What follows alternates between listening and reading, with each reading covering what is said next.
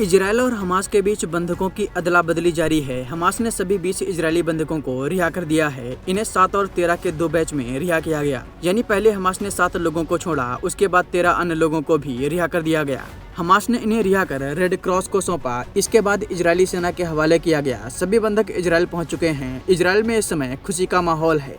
Hamas के पास अभी कोई भी जिंदा इजरायली बंधक नहीं है। हमास आज ही 28 इजरायली शवों को भी इजरायल को सौंप देगा। इसके बदले में इजरायल आज 250 फिलिस्तीनी कैदियों को रिहा करेगा। इसी बीच अमेरिकी राष्ट्रपति डोनाल्ड ट्रंप इजरायल की यात्रा पर पहुंचे हैं। इजरायल के राष्ट्रपति बेंजामिन नेतन्याहू और उनकी पत्नी ने तेल अवीव के बेन गुरियन एयरपोर्ट पर डोनाल्ड ट्रंप का भव्य स्वागत किया। इसके बाद डोनाल्ड ट्रंप बेंजामिन नेतन्याहू के साथ इजरायल की संसद पहुंचे। इजरायल के प्राइम मिनिस्टर बेंजामिन नेतन्याहू ने आज इजरायल की संसद में भाषण देते हुए अमेरिकी राष्ट्रपति डोनाल्ड ट्रंप की जमकर तारीफ की। उन्होंने डोनाल्ड ट्रंप को लेकर कहा कि आज का दिन बहुत खास है और हमारे देश के इतिहास में हमेशा याद रखा जाएगा। बेंजामिन नेतन्याहू ने इसके साथ ही डोनाल्ड ट्रंप का नाम लेकर कहा कि ट्रंप का नाम इजरायल की कहानी में लिखा जाएगा। ट्रंप का नाम पूरी दुनिया के इतिहास में पहले ही दर्ज हो चुका है। इतना ही नहीं, बेंजामिन नेतन्याहू ने कहा कि ट्रंप व्हाइट हाउस में इजरायल के बहुत अच्छे दोस्त हैं। किसी भी अमेरिकी राष्ट्रपति ने इजरायल के लिए इतना कुछ नहीं किया जितना डोनाल्ड ट्रंप ने किया। अमेरिका के राष्ट्रपति डोनाल्ड ट्रंप को इजरायल के सर्वोच्च नागरिक सम्मान से भी सम्मानित किया जाएगा।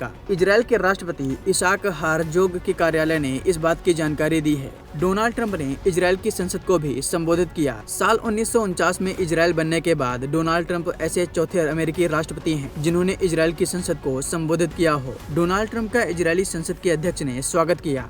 हमास द्वारा 13 बचे हुए बंधकों को रिहा करने के बाद अब कोई भी जिंदा बंधक हमास के पास नहीं है। इजरायली मीडिया के मुताबिक हमास के कब्जे में अभी भी 28 बंधकों के शव हैं। इनमें से कुछ शवों को आज इजरायली सेना को ट्रांसफर किया जाएगा। इसके साथ ही नेपाली बंधक बिपिन जोशी के जिंदा बचने की संभावना भी लगभग खत्म हो गई है। बिपिन एकमात्र हिंदू बंधक थे जिन्हें हमास ने पकड़ा था। बता दें कि भारत के विदेश राज्य मंत्री कीर्तिवर्धन सिंह सोमवार को मिस्र के शहर शर्म अल शेख में आयोजित शांति शिखर सम्मेलन में प्राइम मिनिस्टर मोदी का प्रतिनिधित्व करेंगे। सूत्रों ने यह जानकारी दी है। प्राइम मिनिस्टर को इस शिखर सम्मेलन के लिए आमंत्रित किया गया था, जिसमें अमेरिकी राष्ट्रपति डोनाल्ड ट्रंप और लगभग 20 अन्य वैश्विक नेताओं के शामिल होने की उम्मीद है। भारत ने कीर्तिवर्धन सिंह को इस सम्मेलन में प्राइम मिनिस्टर के विशेष प्रतिनिधि के तौर पर हिस्सा लेने के लिए अधिकृत किया है और वो इस सम्मेलन में भाग लेने के लिए मिस्र पहुंच चुके हैं।